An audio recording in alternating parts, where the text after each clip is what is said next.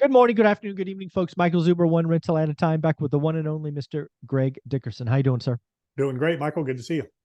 So, it's something I wanted to ask you because I'm starting to see more and more comments in my YouTube feed about a Fed pivot. And anytime I hear the word Fed pivot, I always ask people to define it. Is a Fed pivot a slowdown in rates? Is it a pause? Or is it a cut? And I'm actually seeing more and more people call for a Fed cut in Q1 of 2023. So I wanted to ask you, A, do you think that's possible? Actually, we'll just start there. Do you think the Fed will cut rates, the Fed funds rate in Q1 of 2023, either at the February or the March meeting? So anything is possible, but that's not very likely or probable, even as ridiculous as they've been so far, denying inflation, continuing to deny inflation.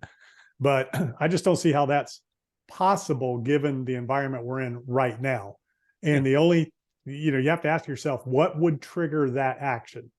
Yeah, And that's the only thing exactly that would, part B. Yeah. yeah, the only thing that would trigger that would be, a major, huge economic event in some form or fashion that's taken down the markets and taken down the economy, like a pandemic or something like that. Yeah, it would have to be, I mean, again, it would have to be something out of left field. Because I mean, when I think about the economy and the Fed, and I've been studying this for over 3 decades, in order for us to get a Fed rate cut in February or March, which are the two meetings in Q1, even unemployment, right? Unemployment doesn't move that quickly. We're at 3.7.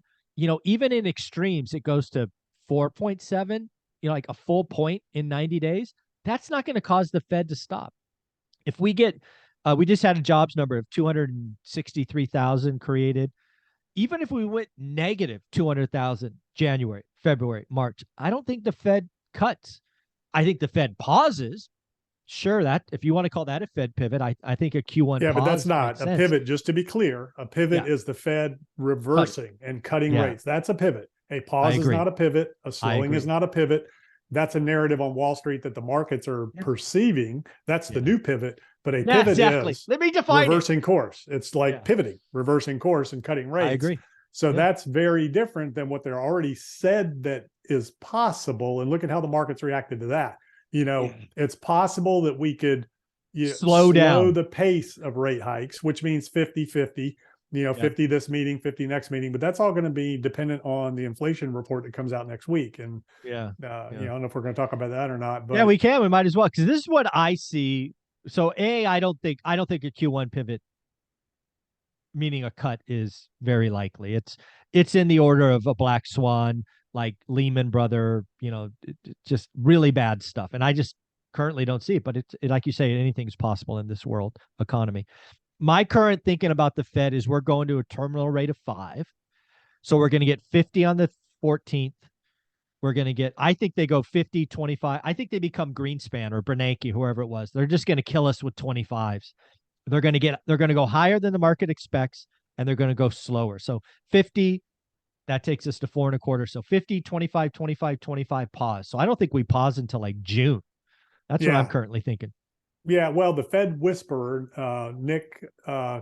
Timonis, whatever, from the Yeah. Wall Street Journal, he's Yeah. the The guy guy who that, gets tweets. Yeah.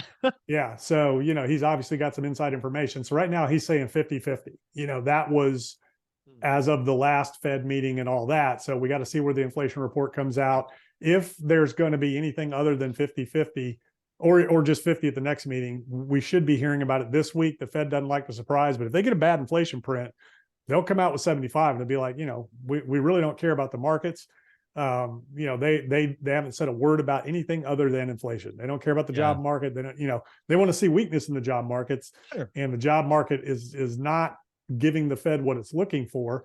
And even how that's being reported, that's questionable in terms of how they're measuring all of that and whether it's accurate. And, one household having multiple jobs is counted as Yeah. one. Yeah. It's So weird. it's all Yeah. messed up. The bottom line is we know that there's more jobs available than people taking them. So that's a problem. It should, it needs to be the other way around to fix inflation and to drive wages, or plateau, get a plateau in wages, which, wage increases are a good thing, but people are spending it, so that's where this Yeah. balance needs to come in. And that's why I'm talking about we could be at much higher. And the other thing is the Fed fund inflation's never been they've never been able to affect inflation or bring the rate of inflation down without going higher, the Fed funds rate higher than inflation. We're not there yet. Bingo. We're half. No, we're Inflation is half still that. 8%. Yeah, So I agree. I mean, until you get inflation down to 5 and the Fed funds rate above 5, then you can really expect to affect that. So I mean, it could be years Yeah, before anything like that happens. And again, the only thing that could cause a Fed intervention would be some sort of a accident in the markets. And even then, I don't think they're going to bail Wall Street out until it loses another 30 or 40% from where it's I at. agree. Yeah, I agree. Before that gets their attention. And, if you get a banking crisis or something like that, they might step in and do something for the banking sector or for the bond market or for, different things like that. But they're not going to just come in and Yeah. juice the stock market, with quantitative easing or with a Fed pivot. Now he's going to talk and give the market, Yeah. a little bit of juice like he did last week. I kind of think he had something going on the side where he threw somebody a little bone, Yeah, exactly. needed to get I'll out help of you cover it. your Somebody needed calls to or get your out of a puts. position. You never know. Yeah. So I think, Dude, I'm about to get liquidated. Can you just mention yeah, that there's a yeah, possibility? yeah. Let me protect me. Come on, man. We went to school together. Yeah. Yeah, you never know. So I think if someone were to ask me, do I see any Fed cuts next year? You know, my answer today is no. I think they get to some terminal rate and they just hold it there. I think the Fed has been remarkably clear, but there are so many people conditioned to think the Fed is going to just bail out. I mean, for 40 years, the Fed put has existed for a reason. They have bailed out Wall Street. I don't think they're coming unless, to your point, it's a 30 or 40% decline from here. Or if they can. So inflation has to come back down, economy's got to really slow down, all of that kind of stuff. And then they can. So right now I they don't think it can't. moves that fast. To Yeah. your kind of video one, I think there's two components of the three that are hard, and we're going to be stubborn for a while. Yeah. Yeah. Interesting. It's fascinating times. Yeah. And then I guess we'll talk about the stock market. I think one of the things that we could have next year, besides a global recession, is we can really have an earnings recession. I think Wall Street analysts starting in Q1 are going to be cutting earning expectations. I think the average for the S&P is $238 for next year. I think they have to get closer to 200. And then the PE ratios need to adjust as well. What do you think about an earnings recession next year?